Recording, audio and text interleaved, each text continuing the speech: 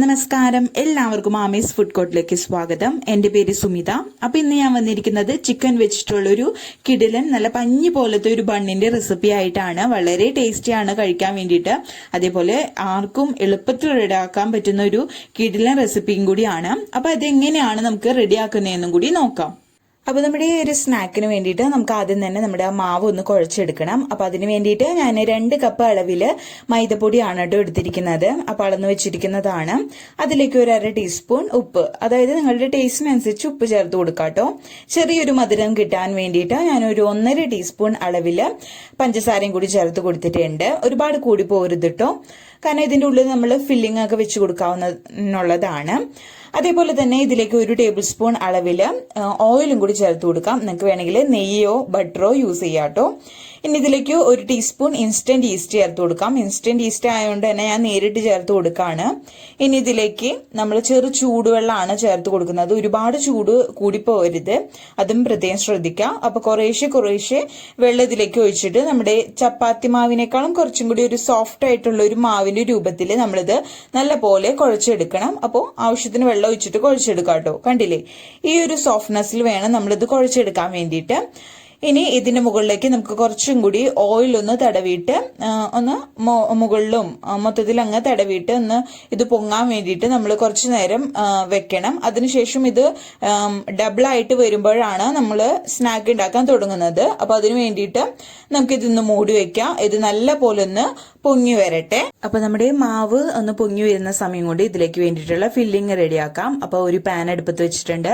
അതിലേക്ക് 2 ടീസ്പൂൺ നെയ്യ് ഒഴിച്ചു കൊടുക്കാം. നെയ്യ് നല്ല പോലെ മെൽറ്റ് ആയിട്ട് വരുമ്പോൾ നമുക്കിതിലേക്ക് ഒരു ചെറിയ സവാള അരിഞ്ഞത്, അതേപോലെ 1 ടീസ്പൂൺ ഇഞ്ചി വെളുത്തുള്ളി പേസ്റ്റ്, കുറച്ച് കറിവേപ്പില, അതേപോലെ തന്നെ ഒരു വലിയ പച്ചമുളകും ചെറുതായിട്ട് അരിഞ്ഞതും കൂടി നമ്മൾ പാനിലേക്ക് ചേർത്ത് കൊടുത്തിട്ടുണ്ട്. ഇനി ഇത് നല്ല പോലെ സോഫ്റ്റ് ആയി വരുന്നത് വരയ്ക്കും നമുക്ക് വഴറ്റിയെടുക്കാം കേട്ടോ. ഒരു മീഡിയം ഫ്ലെയിമിൽ വെച്ചാൽ മതി. നല്ലപോലെ സോഫ്റ്റ് ആയി കഴിഞ്ഞാൽ, നമ്മുടെ സവാള സോഫ്റ്റ് ആയി കഴിഞ്ഞാൽ നമുക്കിതിലേക്ക് ഒരു ചെറിയ തക്കാളിയുടെ പകുതി ഭാഗം ചെറിയ പീസസ് ആയിട്ട് കട്ട് ചെയ്തിട്ട് ഇതിൽ ചേർത്ത് കൊടുക്കാം. അതും നല്ല പോലെ വഴറ്റി നല്ല സോഫ്റ്റ് ആയി വരുന്നത് വരയ്ക്കും വഴറ്റിയെടുക്കാം. അപ്പോൾ നല്ലപോലെ ഇപ്പോൾ വാടി വന്നിട്ടുണ്ട്. ഈ സമയം നമുക്ക് ഇതിലേക്ക് മസാലപ്പൊടികളൊക്കെ ചേർത്ത് കൊടുക്കാം. ഒരു 1/4 ടീസ്പൂൺ മഞ്ഞൾപ്പൊടി, 1/2 ടീസ്പൂൺ മുളക് പൊടി, അതേപോലെ തന്നെ 1 ടീസ്പൂൺ അളവിൽ അല്ലെങ്കിൽ 1/4 ടീസ്പൂൺ അളവിൽ മല്ലിപ്പൊടി ചേർത്ത് കൊടുക്കാം. മസാലപ്പൊടികളുടെ അളവൊക്കെ നിങ്ങളുടെ ഇഷ്ടത്തിനനുസരിച്ച് കൂട്ടുകയും കുറയ്ക്കുകയും ചെയ്യാം കേട്ടോ. അപ്പോൾ ഞാനൊരു 1/4 ടീസ്പൂൺ കുരുമുളക് പൊടിയും 1/2 ടീസ്പൂൺ ഗരം മസാലയും കൂടി ചേർത്തിട്ടുണ്ട്. അതും കൂടി ചേർത്തിട്ട് നമുക്ക് ഈ പൊടികളുടെ പച്ചക്കുത്ത് മാറുന്നത് വരയ്ക്ക് നല്ല പോലെ ഒന്ന് മൂപ്പിച്ചെടുക്കാം. ഇനി ഇതിലേക്ക് നമുക്ക് ചിക്കൻ ചേർത്ത് കൊടുക്കാം. ചിക്കൻ ഞാനിപ്പോൾ എല്ലില്ലാത്ത ചിക്കനാണ്, 1 കപ്പ് അളവിലാണ് എടുത്തിരിക്കുന്നത്. അത് മിക്സഡ് ജാറിലിട്ടിട്ട് നല്ല പോലെ ഒന്ന് അരച്ചെടുത്തിരിക്കുന്നതാണ് കേട്ടോ. അതും കൂടി ചേർത്തിട്ട് നമ്മളിത് നല്ല പോലെ മിക്സ് ആക്കി എടുക്കുകയാണ് ചെയ്യുന്നത്. അപ്പൊ നമുക്ക് ഫില്ലിങ് വെക്കാനും എളുപ്പമായിരിക്കും. ഇങ്ങനെ വലിയ പീസസ് ആയിട്ടല്ല, നമുക്ക് ചെറിയ പീസസ് ആയിട്ട് ഇങ്ങനെ നമ്മൾ മുട്ടയൊക്കെ കൊത്തിപ്പൊരിക്കില്ല, ആ രീതിയിലാണ് കിട്ടുന്നത് ഇത്. അപ്പൊ കുറച്ച് വെള്ളം കൂടി ഈ സമയം ചേർത്ത് കൊടുക്കുന്നുണ്ട്. അതേപോലെ ആവശ്യത്തിനുള്ള ഉപ്പും കൂടി ചേർത്ത് കൊടുക്കാം. എന്നിട്ട് ഈ മസാലയായിട്ട് നമ്മുടെ ചിക്കൻ നല്ല പോലെ ഒന്ന് മിക്സ് ആക്കി കൊടുക്കാം. കണ്ടില്ലേ, ഞാൻ പറഞ്ഞ പോലെ മുട്ടയൊക്കെ ചിക്കി പൊരിക്കുന്ന ഒരു രീതിയിലാണ് നമുക്ക് കിട്ടിയിരിക്കുന്നത്. ഇനി ഇത് നമുക്ക് മൂടി വെച്ചിട്ട് ഒരു മീഡിയം ടു ലോ ഫ്ലെയിമിൽ വെച്ചിട്ട് നല്ല പോലെ അങ്ങ് വേവിച്ചെടുക്കാം. അപ്പോൾ ഇടയ്ക്ക് ഇത് തുറന്നു നോക്കിയിട്ട് ഇളക്കി കൊടുക്കാനും മറക്കരുത്. കണ്ടില്ലേ, ഞാനിപ്പോൾ ഇടയ്ക്ക് തുറന്നു നോക്കിയായിരുന്നു. ഇപ്പൊ ദാ നമ്മുടെ ചിക്കൻ നല്ല പോലെ വെന്ത് വന്നിട്ടുണ്ട്. അതേപോലെ തന്നെ ഇതിൽ വെള്ളമൊക്കെ നല്ല പോലെ വറ്റി വന്നിട്ടുണ്ട് കേട്ടോ. നമ്മുടെ ഫില്ലിംഗ് ഇവിടെ റെഡി ആയിട്ടുണ്ട്. വളരെ ഈസി ആയിട്ടാണ് റെഡി ആക്കിയിരിക്കുന്നത് ഫില്ലിംഗ്. അതേപോലെ നല്ല ടേസ്റ്റി ആയിട്ടുള്ളൊരു ഫില്ലിംഗും കൂടിയാണ്. അപ്പൊ ഇത്രയും മതി. ഈ സമയം നമുക്ക് ഉപ്പൊക്കെ നോക്കിയിട്ട് കുറവുണ്ടെങ്കിൽ ചേർത്ത് കൊടുക്കാം കേട്ടോ. അപ്പൊ ഇത്രയും മതി. നമുക്ക് ഫ്ലെയിം ഓഫ് ചെയ്യാം. ഇതൊരു സൈഡിലേക്ക് മാറ്റി വെക്കാം. ഇനി നമ്മുടെ മാവ് റെഡി ആയെങ്കിൽ നമുക്ക് അതിന്റെ ഉള്ളിലേക്ക് ഫില്ലിംഗ് വെച്ച് ഫ്രൈ ചെയ്യാവുന്നതേ ഉള്ളൂ. അപ്പൊ ഞാൻ ഫ്ലെയിം ഓഫ് ചെയ്തിട്ടുണ്ട്. ഇതൊരു സൈഡിലേക്ക് മാറ്റി വെക്കാം. അപ്പോൾ നമ്മുടെ മാവ് പൊങ്ങാൻ വെച്ചിട്ട് നല്ല പോലെ ഡബിളായി വന്നിട്ടുണ്ട്. ഇത് കൈവച്ചിട്ട് ഒന്നും കൂടി നല്ല പോലെ ഒന്ന് കുഴച്ചെടുക്കാം. എനിക്ക് 2 മണിക്കൂർ എടുത്തിട്ട് ഇതൊന്ന് പൊന്തി വരാൻ വേണ്ടിയിട്ട്. അപ്പോൾ നിങ്ങൾ താമസിക്കുന്ന സ്ഥലത്തെ കാലാവസ്ഥയ്ക്ക് അനുസരിച്ച് ഇരിക്കും ഇത് പൊങ്ങി വരുന്നത്. അപ്പോൾ അത് നോക്കിയിട്ട് ചെയ്യാട്ടോ. അപ്പോൾ ഇത് നല്ല പോലെ ഒന്ന് കുഴച്ചെടുക്കാം. അപ്പോൾ കൈ വെച്ചിട്ട് നമുക്ക് നല്ല പോലെ ഇത് ബാക്കോട്ട് ഒന്ന് ഫോൾഡ് ചെയ്ത് നല്ല പോലെ അങ്ങ് കുഴച്ചെടുക്കാം കേട്ടോ. കണ്ടില്ലേ, നല്ല സോഫ്റ്റ് ആയിട്ട് തന്നെയാണ് നമ്മുടെ മാവ് ഇരിക്കുന്നത്. നമുക്ക് ഈ ഒരു സ്നാക്ക് ബ്ലാക്ക് ഗോതമ്പ് പൊടി വെച്ചിട്ട് തന്നെ സെയിം റെസിപ്പി ചെയ്യാട്ടോ. അപ്പോൾ ഫില്ലിംഗ് ഒക്കെ നമ്മൾ മാറ്റി ഒന്ന് പരീക്ഷിച്ച് ചെയ്യുകയാണെങ്കിൽ ഒരു കിഡിലൻ സ്നാക്ക് ആണ് കേട്ടോ ഇത്. അപ്പോൾ ഞാൻ നല്ല സോഫ്റ്റ് ആയിട്ട് തന്നെ കുഴച്ചെടുത്തിട്ടുണ്ട്. ഇനി ഇത് നമുക്ക് ഏത് ഷേപ്പിലാണ് ഇത് പരത്തേണ്ടത് അതിനനുസരിച്ച് മാവ് ബോൾസ് ആയിട്ട് ചെറുതായിട്ട് ഇതേപോലെ എടുക്കാട്ടോ. അപ്പൊ നമുക്ക് നമ്മുടെ മാവ് ഒന്ന് പരത്തിയെടുക്കാം. അപ്പൊ അതിന് വേണ്ടിയിട്ട് കൗണ്ടർ ടോപ്പിൽ കുറച്ച് പൊടി വിതറിയിട്ടുണ്ട്. അതിലേക്ക് നമ്മൾ ബോളാക്കി വെച്ചിരുന്ന നമ്മുടെ മാവ് ഒന്ന് കൈവച്ചിട്ടൊന്ന് പ്രസ് ചെയ്തിട്ട് രണ്ട് സൈഡിലേക്ക് മാവാക്കി കൊടുക്കാം. അതിനുശേഷം നമ്മൾ ചപ്പാത്തിക്ക് പരത്തുന്നത് പോലെ ഒന്ന് പരത്തിയെടുക്കാം കേട്ടോ. അപ്പൊ എല്ലാ ഭാഗവും ഒരേ തിക്നെസ് വരുന്ന വിധത്തിൽ വേണം ഇത് പരത്തിയെടുക്കാൻ വേണ്ടിയിട്ട്. കണ്ടില്ലേ, ഈ ഒരു തിക്നെസ്സിലാണ് ഞാനിത് പരത്തിയെടുത്തിരിക്കുന്നത്. ഇനി ഇത് ഈ ഒരു ഷീറ്റ് നമുക്കൊന്ന് രണ്ടായിട്ടൊന്ന് കട്ട് ചെയ്തെടുക്കാം കേട്ടോ. അപ്പൊ നിങ്ങൾക്ക് ഇഷ്ടമുള്ള രീതിയിൽ ഇഷ്ടമുള്ള ഷേപ്പിൽ വേണമെങ്കിലും നിങ്ങൾക്ക് ഈ ഒരു ബണ്ണ് റെഡിയാക്കി എടുക്കാം. റൗണ്ടിലോ കോണായിട്ടോ എങ്ങനെ വേണമെങ്കിലും നമുക്ക് ഇത് റെഡിയാക്കി എടുക്കാം കേട്ടോ. അപ്പൊ ഞാൻ ഇത് കട്ട് എടുത്തിട്ടുണ്ട്. കണ്ടില്ലേ, ഒരു തിക്നെസ്സിലാണ് എടുത്തിരിക്കുന്നത്. ഇനി നമ്മൾ കട്ട് ചെയ്തിരിക്കുന്ന ഒരു ഷീറ്റിൽ നിന്ന് ഒരു ഷീറ്റ് എടുത്തിട്ട് നമുക്ക് നമ്മുടെ അതിന്റെ ഉള്ളിലേക്ക് കുറച്ച് ഫില്ലിങ് നമ്മൾ നേരത്തെ റെഡിയാക്കി വെച്ചിരുന്ന നമ്മുടെ ചിക്കന്റെ ഫില്ലിങ് ഉണ്ടല്ലോ അത് വെച്ചു കൊടുക്കാം.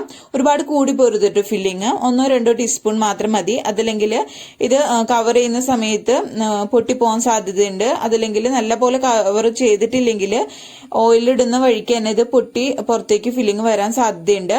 അപ്പൊ ഞാൻ കുറച്ച് വെള്ളത്തിൽ മൈദപ്പൊടി ഒന്ന് കലക്കി ഒരു പേസ്റ്റ് രൂപത്തിൽ എടുത്തിട്ടുണ്ട്. അത് നമ്മുടെ ഈ ഷീറ്റിന്റെ സൈഡിലൊക്കെ ഒന്ന് തേച്ചു കൊടുക്കാം. അതിനുശേഷം ഈ ഒരു രീതിയിൽ ഒന്ന് മടക്കിയിട്ട് നല്ല പോലെ ഒന്ന് കവർ ചെയ്തെടുക്കാം കേട്ടോ. നല്ല പോലെ ഒന്ന് പ്രസ് ചെയ്തിട്ട് തന്നെ കവർ ചെയ്തെടുക്കാം. അതല്ലെങ്കിൽ ഞാൻ പറഞ്ഞ പോലെ തന്നെ ഇത് നമ്മൾ ഈസ്റ്റ് ഒക്കെ ചേർത്ത് കൊടുത്തിരിക്കുന്നത് കൊണ്ട് തന്നെ ഓയിലേക്ക് ഫ്രൈ ചെയ്യാൻ ഇടുമ്പോൾ ഇത് വീർത്ത് വരും. അപ്പോൾ ഫില്ലിംഗ് ഒക്കെ പുറത്ത് പോകാൻ സാധ്യതയുണ്ട്. അപ്പോൾ നമ്മളിത് നല്ല പോലെ കവർ ചെയ്തിട്ടുണ്ടെന്ന് ഉറപ്പുവരുത്തുക. അതല്ലെങ്കിൽ പുറത്തേക്ക് ഫില്ലിംഗ് ഒക്കെ വന്നിട്ട് കഴിക്കാൻ അത്രയ്ക്ക് ടേസ്റ്റ് കാണില്ല.